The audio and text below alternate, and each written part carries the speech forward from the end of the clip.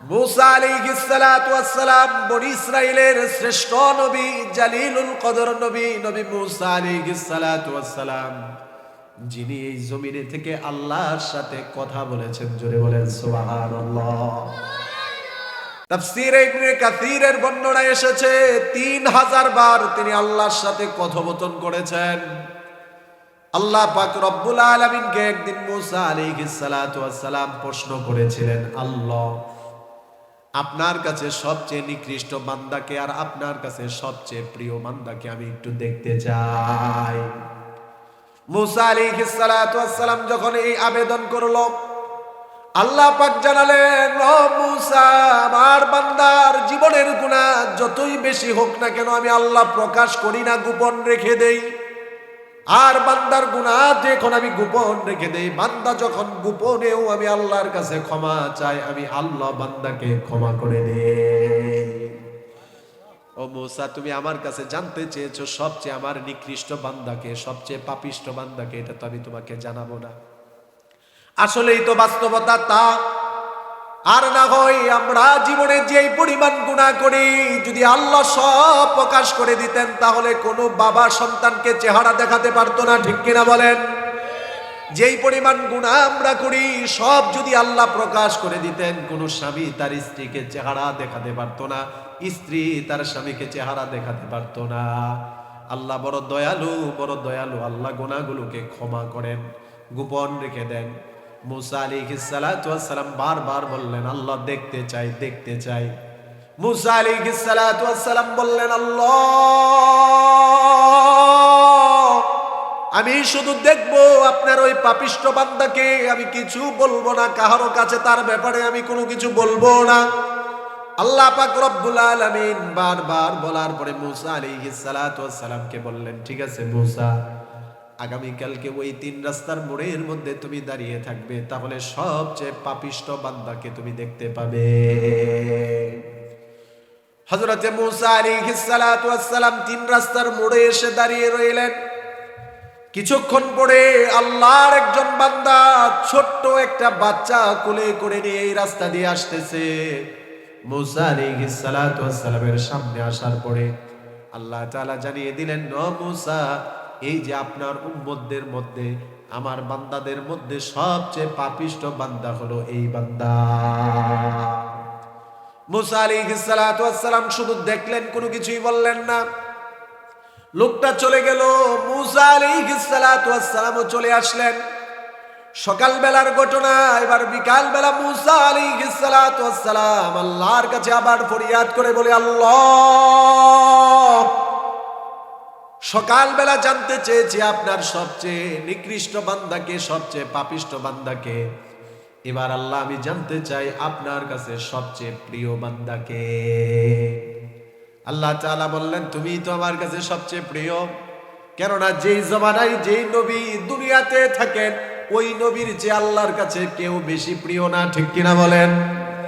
আল্লাহ তাআলা এটা বলার পরে মুসা আলাইহিস সালাতু ওয়াস সালাম বললেন, আল্লাহ আমি তো আপনার কাছে প্রিয়, তবে আমার উম্মতের মধ্যে সবচেয়ে প্রিয় আপনার কাছে কে, এটা জানতে চাই।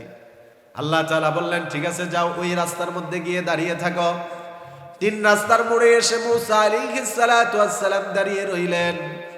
এমন সময় মুসা আলাইহিস সালাতু ওয়াস সালাম তাকিয়ে দেখলেন, সকালবেলা যেই লোকটা গিয়েছিল এই রাস্তা দিয়ে বাচ্চা কোলে নিয়ে, বিকালবেলা ওই লোকটাই ওই রাস্তা দিয়ে আসতেছে। এবার আল্লাহ পাক রব্বুল আলামিন জানিয়ে দিলেন, ও মুসা পয়গম্বর, এই যে যেই বান্দাটা আমার আসতেছে, আপনার যেই উম্মত আপনার সামনে দিয়ে আসতেছে, আমার এই বান্দাটাই আমি আল্লাহর কাছে সবচেয়ে প্রিয়। সুবহানাল্লাহ। মুসা আলাইহিস সালাতু ওয়াস সালাম বড় আশ্চর্য হয়ে গেলেন, আল্লাহ পাকের কুদরতি পায়ে সেজদায় পড়ে গেলেন আর বললেন, আল্লাহ সকালবেলা জানতে চাইলাম সবচেয়ে পাপিষ্ট কে, এই লোকটাকেই দেখিয়ে দিলেন। বিকালবেলা জানতে চাইলাম সবচেয়ে আপনার কাছে প্রিয় কে, এই লোকটাকেই দেখিয়ে দিলেন। এবার মুসা বলেন, আমার প্রশ্ন হলো, সকালবেলা একটা লোক আপনার কাছে নিকৃষ্ট, বিকালবেলা এই বান্দাটাই কিভাবে উৎকৃষ্ট প্রিয় বান্দা হয়ে গেল? এবার আল্লাহ পাক রব্বুল আলামিন বলেন, হে মূসা, এবার তুমি সঠিক প্রশ্নের মধ্যে এসেছো। হ্যাঁ, তুমি যখন যা জানতে চেয়েছো আমি আল্লাহ তখন তোমাকে তাই দেখিয়েছি। সকালবেলা জানতে চেয়েছিলে সবচেয়ে পাপিষ্ঠকে, এই বান্দাটা আমার কাছে পাপিষ্ঠ ছিল, আমি তাকেই দেখিয়েছি। বিকাল বেলা জানতে চেয়েছিলে সবচেয়ে পাপী, সবচেয়ে প্রিয়কে, সে বিকালবেলা আমার কাছে সবচেয়ে প্রিয় দেখিয়ে দিয়েছি। এবার মূসা বলেন, আল্লাহ এই অল্প সময়ের মধ্যে কিভাবে সে আপনার প্রিয় বান্দা হয়ে গেল? ও ভাইয়েরা, এটাই হলো আমার বলা উদ্দেশ্য। দেখেন আল্লাহ কত ক্ষমাশীল।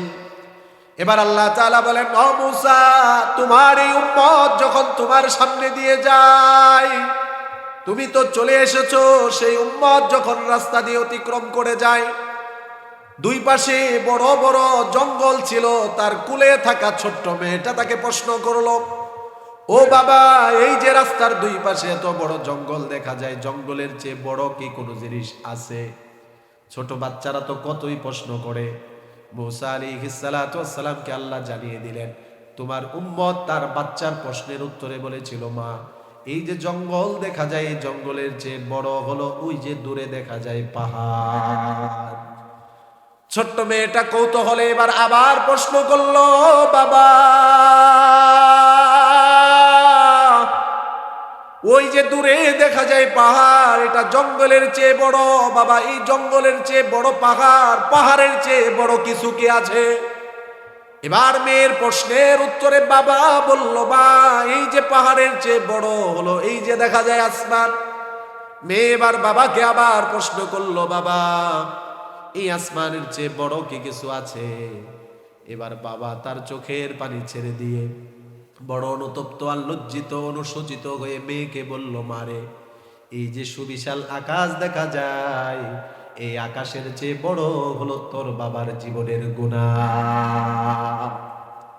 মেয়েটা বারবার প্রশ্ন করে এই কথাটা বলে আল্লাহ বলেন, মূসা, আমার বান্দা তার গুনাহটাকে আকাশের চেয়ে বড় মনে করলো, অনুতপ্ত হলো, লজ্জিত হলো, চোখের পানিগুলো ছেড়ে দিল।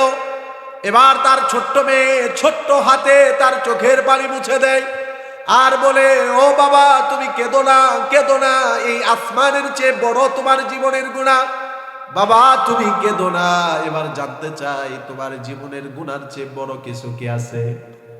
এবার আমার বান্দা চোখের পানির কান্না বন্ধ করে আমার রহমতটাকে বড় আশা করে তার মেয়েকে বলল, মারে, এই যে আসমানের চেয়ে বড় হলো আমার জীবনের গুনাহ, তবে আমার কাছে মনে হয় এবং আমি বিশ্বাস করি আমার জীবনের গুনার চেয়ে আল্লাহর ক্ষমা আরো বেশি। সুবহানাল্লাহ। এবার মূসা আলাইহিস সালাতু ওয়াস সালামকে আল্লাহ তাআলা বললেন, মূসা, আপনার এই উম্মতটা তার গুনাহের জন্য অনুতপ্ত, অনুশোচিত, লজ্জিত হয়েছে, তার চোখের পানি জড়িয়েছে। তার গুনাহের জন্য সে বড়ই অনুতপ্ত হয়ে চোখের পানি যখন জড়িয়ে দিয়েছে, তার চোখের পানি আমি আল্লাহর কুদরতি দিলকে ঠান্ডা করে দিয়েছে। আল্লাহু আকবার। আমার কুদরতি দিল ঠান্ডা হয়েছে। শুধু তাই না, তার গুনার চেয়ে আমার রহমতটাকে সে আরো বড় মনে করেছে।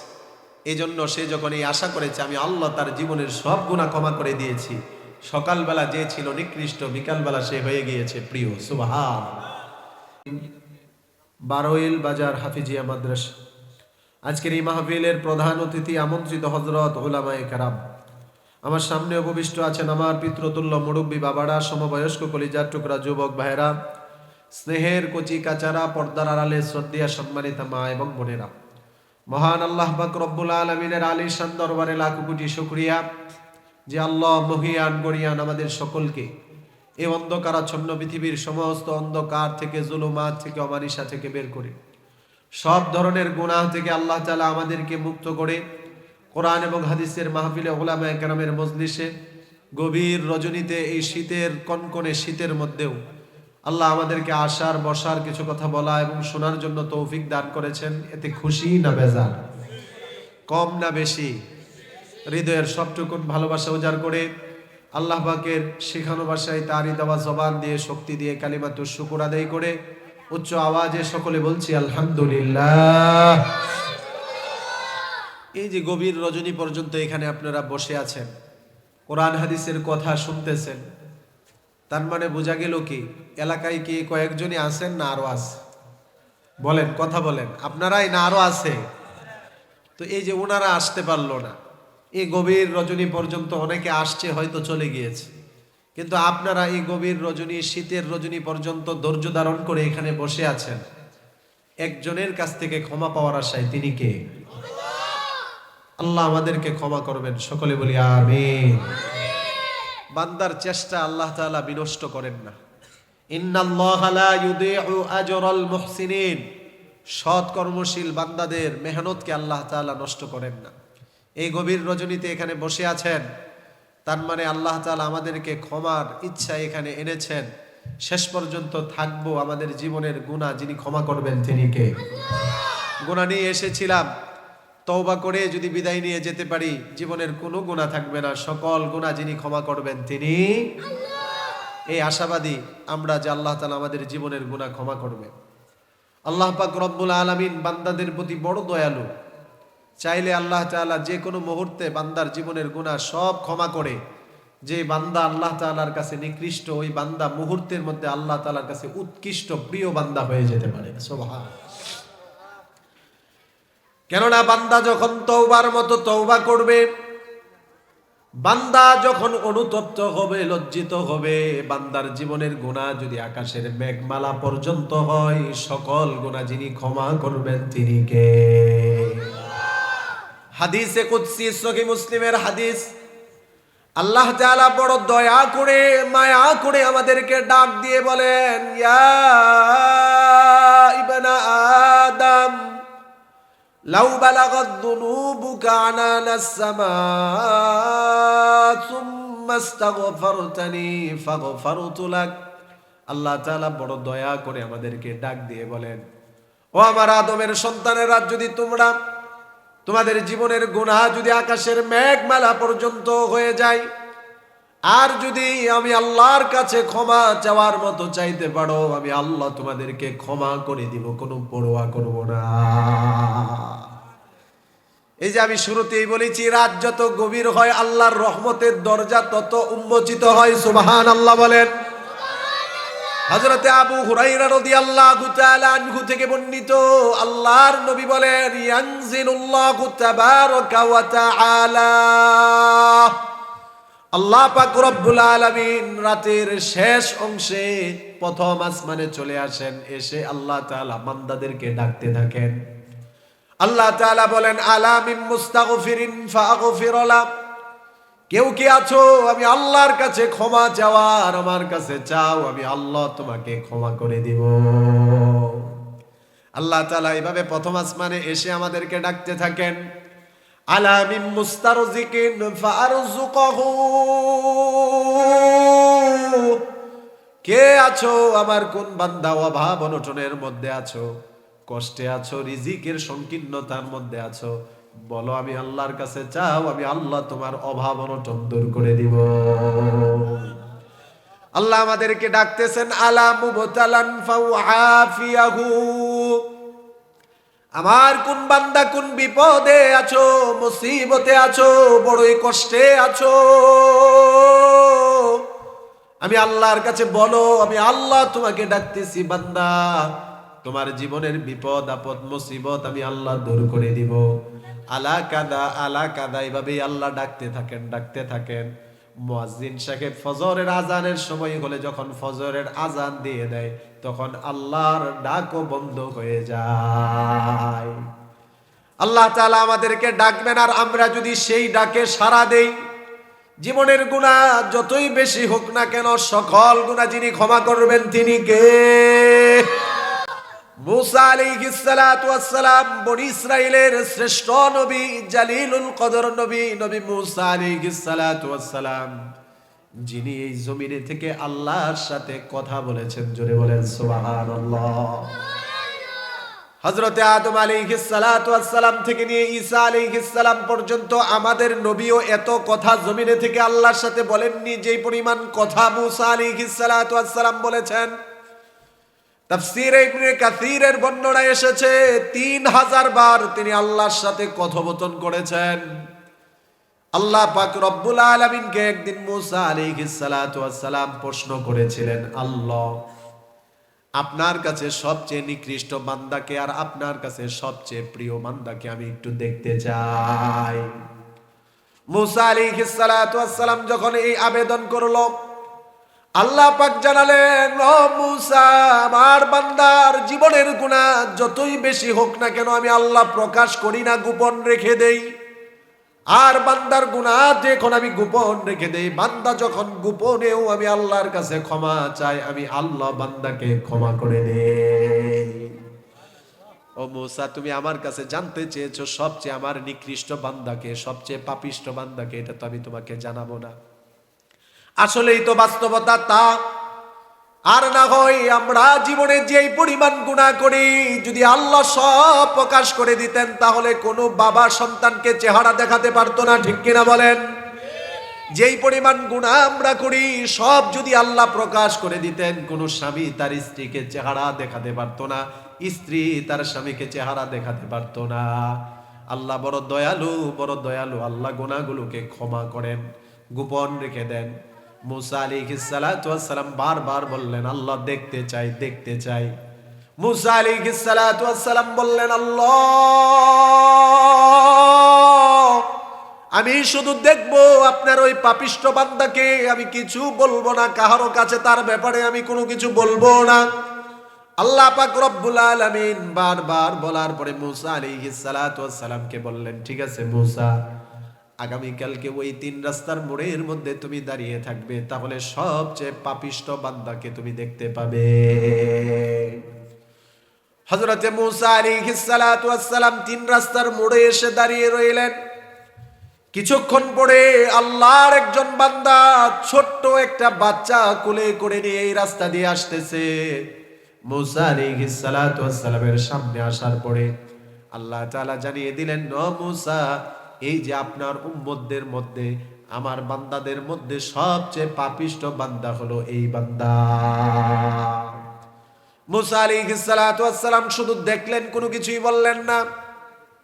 লোকটা চলে গেল, মুসা আলাইহিস সালাতু ওয়াস সালামও চলে আসলেন।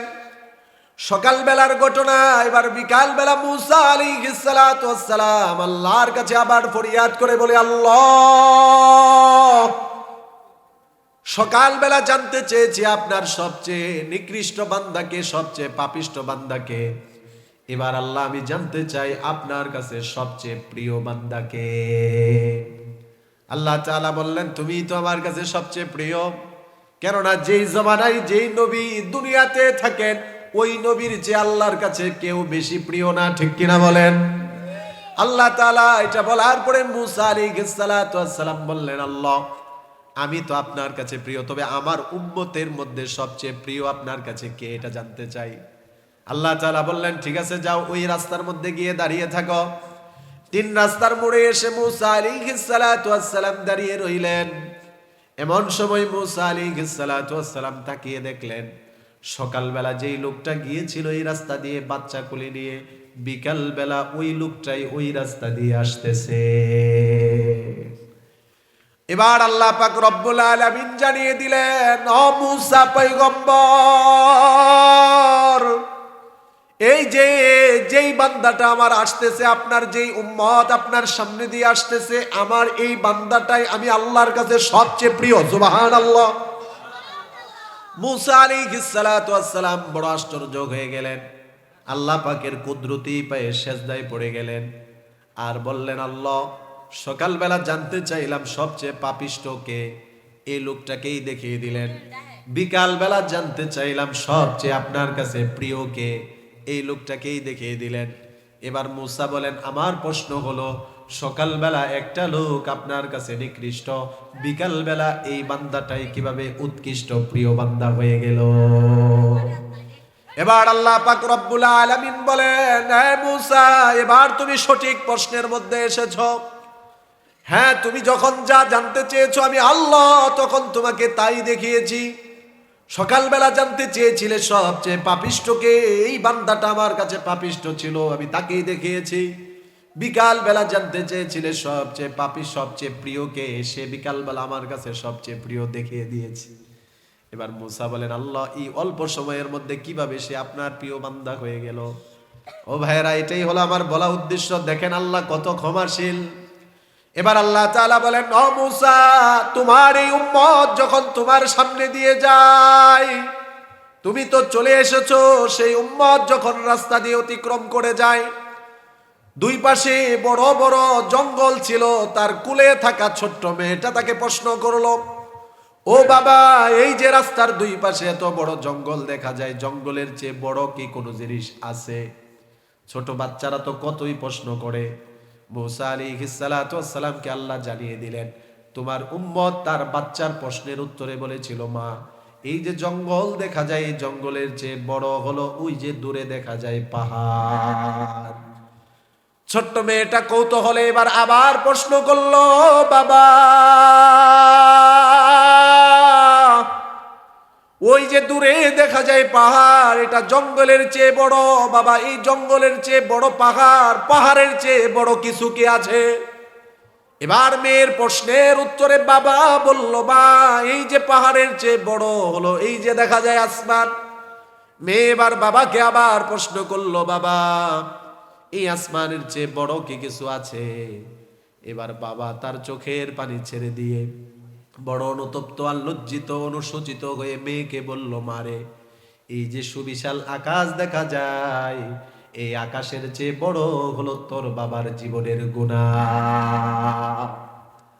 মেয়েটা বারবার প্রশ্ন করে এই কথাটা বলে আল্লাহ বলেন, মূসা, আমার বান্দা তার গুনাহটাকে আকাশের চেয়ে বড় মনে করলো, অনুতপ্ত হলো, লজ্জিত হলো, চোখের পানিগুলো ছেড়ে দিল। এবার তার ছোট্ট মেয়ে ছোট্ট হাতে তার চোখের পানি মুছে দেয় আর বলে, ও বাবা, তুমি কেঁদো না, কেঁদো না, এই আসমানের চেয়ে বড় তোমার জীবনের গুনাহ। বাবা, তুমি কেঁদো না, এবার জানতে চাই তোমার জীবনের গুনার চেয়ে বড় কিছু কি আছে? এবার আমার বান্দা চোখের পানির কান্না বন্ধ করে আমার রহমতটাকে বড় আশা করে তার মেয়েকে বলল, মারে, এই যে আসমানের চেয়ে বড় হলো আমার জীবনের গুনাহ, তবে আমার কাছে মনে হয় এবং আমি বিশ্বাস করি আমার জীবনের গুনার চেয়ে আল্লাহর ক্ষমা আরো বেশি। সুবহানাল্লাহ। এবার মূসা আলাইহিস সালাতু ওয়াস সালামকে আল্লাহ তাআলা বললেন, মূসা, আপনার এই উম্মতটা তার গুনাহের জন্য অনুতপ্ত, অনুশোচিত, লজ্জিত হয়েছে, তার চোখের পানি জড়িয়েছে, তার গুনাহের জন্য সে বড়ই অনুতপ্ত হয়ে চোখের পানি যখন জড়িয়ে দিয়েছে, তার চোখের পানি আমি আল্লাহর কুদরতি দিলকে ঠান্ডা করে দিয়েছে। আল্লাহু আকবার। আমার কুদরতি দিল ঠান্ডা হয়েছে। শুধু তাই না, তার গুনার চেয়ে আমার রহমতটাকে সে আরো বড় মনে করেছে। এই জন্য সে যখন এই আশা করেছে আমি আল্লাহ তার জীবনের সব গুনাহ ক্ষমা করে দিয়েছি, সকালবেলা যে ছিল নিকৃষ্ট, বিকালবেলা সে হয়ে গিয়েছে প্রিয়। সুবহানাল্লাহ। এজন্য আমি আপনাদেরকে বলি, আল্লাহর কাছ থেকে ক্ষমা নেওয়া সহজ না কঠিন? বলেন না, জোরে বলেন না, সহজ না কঠিন? একেবারে সহজ। দুনিয়ার মানুষ ছোট, তাদের মন মানসিকতাও ছোট। দেখবেন দুনিয়ার কেউ কাউকে আপনাকে সহজে ক্ষমা করবে না, কিন্তু আল্লাহ যেমন বড়, আল্লাহর কুদরতি দিল তত বড়। আল্লাহ তাআলা বান্দার উপর রাগান্বিত হয়ে থাকতে পারেন না। বান্দা যতই অপরাধ করুক, বান্দার জীবনের গুনাহ সব আল্লাহ ক্ষমা করে দেয়। সুবহানাল্লাহ। যদি সে অনুসূচিত হয়, যদি সে তওবা করে। আল্লাহর নবী যখন সাহাবায়ে কেরামের মধ্যখানে এই কথাটা বললেন, আল ইসলামু ইয়াহদিমু মা কানা ক্বাবলা, ইসলাম জীবনের সব পূর্বের গুনাহগুলোকে মিটিয়ে দেয়। একটা লোক 50 বছর কুফরি করেছে, শিরকি করেছে, গুনাহ করেছে, অন্যায় করেছে, সে যদি ঈমান আনে 50 বছরের গুনাহ ঈমান আনার বদলতে আল্লাহ ক্ষমা করে দেয়। নবীজি যখন এই কথাটা বললেন, এবার সাহাবায়ে কেরাম রিদওয়ানুল্লাহি আলাইহিম আজমাইন, ওনাদের মধ্য থেকে একজন সাহাবী নবীজির মজলিসে বসে বসে জুড়ে জুড়ে চিৎকার করতে লাগলো। ছোট্ট বাচ্চা যেভাবে চিৎকার করে কান্না করে, এভাবে কান্না করতে লাগলো, চিৎকার করতে লাগলো। আল্লাহর নবী বললেন, ও আমার সাহাবী, কি হয়েছে তোমার, কেন এভাবে চিৎকার করো? এবার নবীজির সাহাবী বলল, গো নবীজি, আপনি বলেছেন ইসলাম জীবনের পূর্বের গুনাহগুলোকে মিটিয়ে দেয়। আমি ইসলাম ধর্ম গ্রহণ করার পূর্বে এত বড় বড় গুনাহ করেছি, আমার মনে হয় আমার জীবনের গুনাহ আল্লাহ ক্ষমা করবে না। এবার আল্লাহর নবী বিশ্ব নবী রাহমাতুল লিল আলামিন ওই সাহাবীকে সান্ত্বনা দিলেন, ও সাহাবী, তুমি কি করেছো, কি অন্যায় করেছো? তোমার গুনাহ বড় নাকি আল্লাহর আসমান বড়? নবীজির সাহাবী নবীর প্রশ্নের উত্তরে বলে, ইয়া রাসূলুল্লাহ, আমার কাছে মনে হয় আমার গুনার চেয়ে আল্লাহর আসমান বড়। এবার আল্লাহর নবী আবার প্রশ্ন করলেন, ও আমার সাহাবী, তোমার জীবনের গুনাহ বড় নাকি আল্লাহর দয়া আর মায়া বড়? নবীজির সাহাবী বলে, আমার তো মনে হয় আমার জীবনের গুনাহ এত বড়, আল্লাহর দয়া মায়ার চেয়ে আমার গুনাহ বড়। নিজের গুনাহটাকে এত বড় মনে করতেছে, এত অনুতপ্ত আর লজ্জিত হচ্ছে। এটাও তো মুমিন বান্দার একটা গুণ। মুমিন বান্দা গুনাহ হওয়ার পরে বড় লজ্জিত হবে, বড় অনুশোচিত হবে, বড় অনুতপ্ত হবে।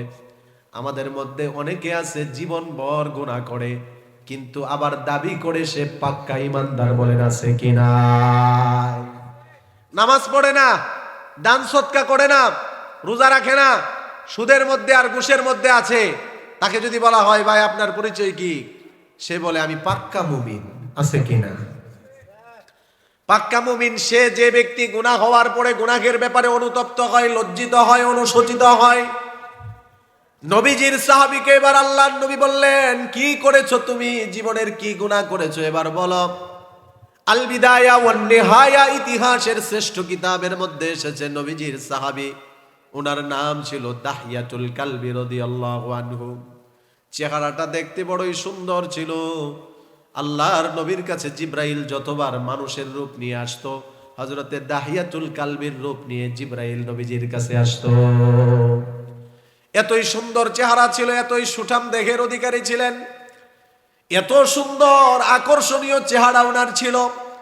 হযরতে দাহিয়াতুল কালবি নবীজিকে বলে, ইয়া রাসূলুল্লাহ, আমি ব্যবসার উদ্দেশ্যে সিরিয়াতে যাব। এমন সময় আমার স্ত্রী ছিল প্রেগনেন্ট, গর্ভবতী। আমার স্ত্রীকে আমি বলে গেলাম, যদি তোমার কন্যা সন্তান হয় গর্ভ থেকে তাহলে হত্যা করে ফেলবে, আর যদি পুত্র সন্তান হয় তাহলে জীবিত রাখবে।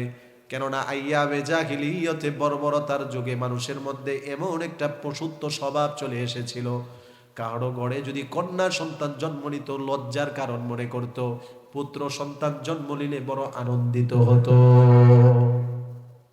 ওই জমানা যদিও এখন নেই, কিন্তু ওই জমানার চরিত্রের কিছু মানুষ এখনো আছে, যাদের ঘরে কন্যা সন্তান হলে খুশি হয় না। আছে কি নাই? বলেন না, আছে কি নাই? কন্যা সন্তান হলে খুশি হয় না, টাকা থাকলেও মিষ্টি বিতরণ করে না। আর পুত্র সন্তান হলে টাকা নাই, কিস্তিতে টাকা উঠায় মিষ্টি কিনে বিতরণ করে। খুশি তার ছেলে হয়েছে, মেয়ে হয়েছে, মন খারাপ। দাদা দাদির মন খারাপ, বউকে দোষারোপ করে। এমন তো অনেক পুত্রবধূ আছে, মেয়ে সন্তান হওয়ার কারণে তালাক পর্যন্ত হয়েছে। আছে কিনা? দোষ কি? শুধু তার মেয়ে হয়। আচ্ছা, মেয়ে হচ্ছে, এটাকে বউয়ের কোনো দোষ আছে? বলেন, কোনো দোষ আছে? সন্তান দান করেন কে? ছেলে সন্তান দান করেন কে? ইয়াখলুকু মা ইয়াশা, ইয়াহাবু লিমান ইয়াশাউ ইনাথা ওয়া ইয়াহাবু লিমান ইয়াশাউ যুকুর। আল্লাহ সব কিছুর সৃষ্টিকর্তা। যাকে ইচ্ছা পুত্র সন্তান, যাকে ইচ্ছা কন্যা সন্তান, যাকে ইচ্ছা হিজরা, যাকে ইচ্ছা কিছুই দেন না। ঠিক কি না? কত মানুষ তো আছে সন্তানাদি হয় না, ডাক্তার কবিরাজ কত কিছু দৌড়াদৌড়ি, কিন্তু সন্তান নিতে পারে? একমাত্র সন্তান দিতে পারে কে? আবার অনেকে আছে কই অমুক বাবা অমুক পীর, হের কাছে গেলে হে দোয়া কইরা দিলে সন্তান হয়ে যায়। নাউজুবিল্লাহ বলেন। ঈমান থাকবে? ঈমান থাকবে? সমাজের কোনো ভণ্ড পীর যারা নিজেকে পীর বলে দাবি করে আর এটাও দাবি করে সে মানুষকে নাজাত দিবে, মুক্তি দিবে, অসহায় মানুষকে সে সহায়তা দান করবে, অসুস্থ মানুষকে সুস্থতা দান করবে, এভাবে যদি কোনো ভণ্ড পীর মানুষকে যদি বুঝায় যে তোমার সন্তানাদি হচ্ছে না, আসো আমি দোয়া করলে সন্তানাদি হবে, তোমার বিপদ আপদ মুসিবত দূর হবে, মনে রাখবেন এটা পীর না, এটা পাক্কা শয়তান। ঠিক কিনা? সন্তান দেওয়ার একমাত্র মালিক কে? পীর সাহেব সর্বোচ্চ আপনার জন্য দোয়া করতে পারবে, আপনার জন্য সর্বোচ্চ দোয়া করতে পারবে, এর চেয়ে বেশি ক্ষমতা তার নেই যে সে আপনাকে সন্তান দিয়ে দিবে। তো জাহালাতের এই নিয়ম ছিল, পুত্র সন্তান হলে চেহারাটা খারাপ, চেহারাটা ভালো হতো, কন্যা সন্তান হলে খারাপ হয়ে যেত। হযরতে দাহিয়াতুল কালবি তার স্ত্রীকে বলল, যদি তোমার গর্ভ থেকে কন্যা সন্তান হয় তাহলে মেরে ফেলবে। উনি ব্যবসার উদ্দেশ্যে সিরিয়াতে চলে গেলেন। নবীজিকে ঘটনা বর্ণনা করতেছে অনেক বছর পরে। ইয়া রাসূলুল্লাহ, আমি চলে যাওয়ার পরে আমার স্ত্রীর গর্ভ থেকে একটা কন্যা সন্তান জন্ম নিয়েছে। মেয়েটা দেখতে এতই সুন্দরী লাবণ্যময়ী ছিল। আমার মেয়েটার নামকরণ করা হয়েছে জামিলা। জামিলা অর্থ হলো সুন্দরী। আমার মেয়ে আমার কথা রক্ষার্থে চেয়েছিল তার মেয়েটাকে মারতে। আমার স্ত্রী ইচ্ছা পোষণ করেছিল, কিন্তু কোনো মা তার সন্তানকে হত্যা করতে পারে না। তার কোনোভাবেই সাহস হলো না। সে আমার কন্যা সন্তানটাকে তার বোনের বাড়িতে দিয়ে দিল। আমার কাছে সংবাদ দেওয়া হলো যে আমার ঘরে মৃত সন্তান হয়েছে। এভাবে চলে গেল। ব্যবসার কাজ শেষ করে 1 বছর, কোনো বর্ণনায় 2 বছর পরে যখন আমি বাড়িতে আসলাম, আমার স্ত্রীর সাথে দেখা সাক্ষাৎ হলো। তবে আমি দেখি মাঝে মধ্যে আমার স্ত্রী ছোট্ট একটা মেয়েকে কোথা থেকে আনে, সারাদিন রাখে, আবার বিকাল বেলা মেয়েটাকে দিয়ে আসে। আমি প্রশ্ন করলাম, এই ছোট্ট মেয়ে সুন্দরী এই মেয়েটাকে? আমার স্ত্রী আমার কাছে মিথ্যা বলল। ও প্রাণের স্বামী, এই মেয়েটা হলো আমার বোনের মেয়ে। তখন আমি আর আমার স্ত্রীকে কিছুই বললাম না, কিন্তু মেয়েটা এতই সুন্দরী ছিল, চেহারার মধ্যে এত মায়া ছিল। যেই দেখতো সেই তাকে আদর করত, মোহাব্বত করত। এভাবে বাড়িতে আসা যাওয়া করতে করতে মেয়েটার প্রতি একটা ভালোবাসা আমার তৈরি হয়ে গেল। মেয়েটাকে আমি বড় আদর করতে লাগলাম, বড় মোহাব্বত করতে লাগলাম। আমার সরল মনা স্ত্রী যখন আমার পরিবর্তন দেখলো, যে আমার স্বামী তো মেয়েটাকে বড় মোহাব্বত করে, এবার সত্য বিষয় বলে দিল। আমার কাছে এসে বলতেছে, ও প্রাণের স্বামী, এই মেয়েটা এটা আমার বোনের মেয়ে না, এটা আপনার সন্তান, আমার সন্তান, আমাদের সন্তান। আপনি ব্যবসায়িক সফরে থাকা অবস্থায় এই কন্যা সন্তান যিনি দান করেছেন তিনি কে? আল্লাহ আমাদেরকে এই কন্যা সন্তান দান করেছে। হযরতে দাহিয়াতুল কালবি বলে, তোমাকে না বলেছিলাম মেরে ফেলতে, তুমি মারলে না কেন? কই স্বামী, একটা বার আপনি মেয়েটার দিকে তাকিয়ে দেখেন, এমন ফুটফুটে সুন্দরী মেয়েকে কি কেউ মারতে পারে? কোনো মা কি মারতে পারে? ও প্রাণের স্বামী, আপনাকে আল্লাহ যেই সৌন্দর্যতা দান করেছে, আমাদের সন্তানকেও আপনার চেহারার সৌন্দর্যতা আল্লাহ দান করেছে। স্ত্রী সাময়িক সময়ের জন্য তার স্বামীকে বুঝিয়ে নিল, কিন্তু হযরতে দাহিয়াতুল কালবি যখন 1 দিন 2 দিন পরে এলাকার মানুষের কাছে গেল, বন্ধু বান্ধবের মহলে গেল, এলাকার কিছু মানুষ কিছু বন্ধুদের মধ্যে খারাপ বন্ধু বলতে লাগলো, ফুসলাতে লাগলো, দাহিয়া তোমার কপাল পুড়ে গিয়েছে, তোমার ভাগ্য নষ্ট হয়ে গিয়েছে, তোমার ঘরে কন্যা সন্তান জন্মগ্রহণ করেছে, ভবিষ্যতে এই সন্তান তোমার লাঞ্ছনার কারণ হবে। এলাকার দেখবেন প্রত্যেক এলাকায় এমন কিছু খারাপ চরিত্রের মানুষ আছে যারা নিজেরা ভালো হয় না, অপরকেও ভালো হতে দেয় না, ঠিক কিনা বলেন? নিজে নামাজ পড়ে না, নামাজিদেরকে দেখে ঠাট্টা করে, পাক্কা নামাজি হয়ে গিয়েছে, নিজে দাড়ি রাখে না, মাথায় টুপি দেয় না। যারা মাথায় টুপি দেয়, দাড়ি রাখে, সুন্নতি লেবাস পরে, তাদেরকে বুড়া বলে সম্বোধন করে। বলেন আছে কিনা? মনে রাখবেন, আপনি ভালো কাজ করতে পারেন না, এটার জন্য আফসোস করা লাগবে। কিন্তু যদি ভালো কাজ যে করতেছে, এই ভালো কাজ করার জন্য যদি ঠাট্টা বিদ্রুপ করেন, ঠাট্টা বিদ্রুপ করার কারণে ঈমান চলে যেতে পারে। বলেন নাউযুবিল্লাহ। দাহিয়াতুল কালবি চেয়েছিল ভালো হতে, কিন্তু তার আশপাশের মানুষ, বন্ধু বান্ধব তাকে ভালো হতে দিল না। বলতেছে তোমার কপাল শেষ, ভবিষ্যতে এই মেয়ে তোমার লাঞ্ছনার কারণ হবে। এই দিক দিয়ে শয়তানও ধোঁকা দিল, দাহিয়া তুমি তোমার মেয়েটাকে হত্যা করে ফেলো। তখনও তিনি মুসলমান হননি, তখনও তিনি ইসলাম ধর্ম গ্রহণ করেননি। জাহালাতের কথা বলতেছি, আইয়ামে জাহিলিয়াত, বর্বরতার যুগ চলমান ছিল। হযরতে দাহিয়াতুল কালবি শয়তানের ধোঁকায় পড়ে, হযরতে দাহিয়াতুল কালবি শয়তানের ধোঁকায় পড়ে সিদ্ধান্ত নিয়ে নিল মেয়েটাকে সে মেরে ফেলবে। বাড়িতে এসে তার স্ত্রীকে বলতেছে, মেয়েটাকে গোসল করে সাজিয়ে দাও, তাকে ঘুরতে নিয়ে যাব। সরল মনা মেয়েটার মা বিশ্বাস করে গোসল করে সাজিয়ে গুছিয়ে দিল তাকে ঘোরার জন্য। মেয়েটা বড় আনন্দিত, মেয়েটা বড় উৎফুল্ল। মেয়েটা বাবার হাত ধরে নাচানাচি করতেছে আর বলতেছে, আজকে আমার চেয়ে পৃথিবীতে সুখী আর কেউ নেই। যাদের কন্যা সন্তান আছে আপনারা এই বিষয়টা বুঝবেন, মেয়েরা বাবার প্রতি মায়ের চেয়ে বেশি দুর্বল হয়, ঠিক কিনা বলেন? মেয়েরা বাবার প্রতি মার চেয়ে বেশি দুর্বল হয়, বাবাও মেয়েদের প্রতি ছেলে সন্তানের চেয়ে বেশি দুর্বল হয়। হযরতে দাহিয়াতুল কালবি বলে, মেয়েটাকে নিয়ে যখন আমি চলতেছিলাম, মরুভূমির মধ্যে নীরব জায়গায় যখন চলে গেলাম, চলে যাওয়ার পরে যখন কেউ দেখে না, তখন মেয়েটাকে এক কোনায় দাঁড় করি আমি গর্ত খনন শুরু করে দিলাম। মরুভূমির উত্তপ্ত বালি যখন আমি গর্ত খনন শুরু করে দিলাম, প্রচন্ড রোদের কারণে আমার শরীর থেকে যখন ঘাম বের হচ্ছে, আমার ছোট্ট মেয়েটা জামিলা আমার কাছে এসে তার নতুন জামা দিয়ে আমার চেহারার ঘামগুলো মুছে দিচ্ছে। ওগো নবীজি, তারপরেও আমার দয়া হলো না, মায়া হলো না, মেয়ের ভালোবাসা আমার জাগ্রত হলো না। শয়তানের প্ররোচনায় আমি মেয়ের ভালোবাসাকে ভুলে গেলাম। মেয়েটাকে একটা ধমক দিলাম, মেয়েটা দূরে সরে গেল। আবার গর্ত খনন শুরু করে দিলাম। গর্ত খনন করতে করতে বালি যখন আমার মাথার মধ্যে, চুলের মধ্যে আর দাড়ির মধ্যে লাগতেছিল, মেয়েটা আমার কাছে এসে ছোট্ট হাত দ্বারা পরিষ্কার করতেছিল আর বলতেছিল, বাবা ঘুরতে যাওয়ার দরকার নেই, চলো চলো বাবা আমরা চলে যাই, এত কষ্ট তুমি কেন করতেছো, আমি ঘুরতে যাব না। হযরতে দাহিয়াতুল কালবি নবীজিকে বলে, ইয়া রাসূলুল্লাহ। তারপরেও মেয়েটার ভালোবাসা আমার অন্তরে জাগ্রত হয়নি। ধমক দিলাম, মেয়েটা দূরে সরে গেল। গর্ত খনন শেষ করার পরে মেয়েটাকে বললাম, মা দেখতো গর্তটা কেমন হয়েছে। খুব জোরে মেয়েটা আসার পরে আমি পিছন দিক দিয়ে একটা ধাক্কা মারলাম। আমার মেয়েটা গর্তের ভিতরে পাথরের সাথে মাথার আঘাত লেগে রক্তে রঞ্জিত হয়ে গেল। চেহারাটা, সুন্দর চেহারাটা লাল বর্ণের হয়ে গেল।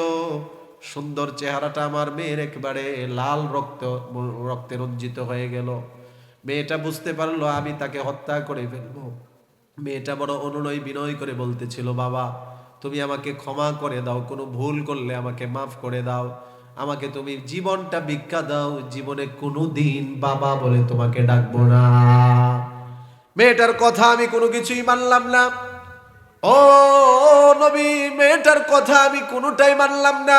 আবার একটা আঘাত করে মেয়েটাকে গর্তে ফেলে দিলাম, বালি দিয়ে চাপা দিয়ে দিলাম। যতক্ষণ পর্যন্ত আমার মেয়ের মধ্যে নিঃশ্বাস বাকি ছিল, ততক্ষণ পর্যন্ত বলতেছিল, বাবা তুমি আমাকে ক্ষমা করে দাও, বাবা তুমি আমাকে ক্ষমা করে দাও, জীবনটা ভিক্ষা দাও।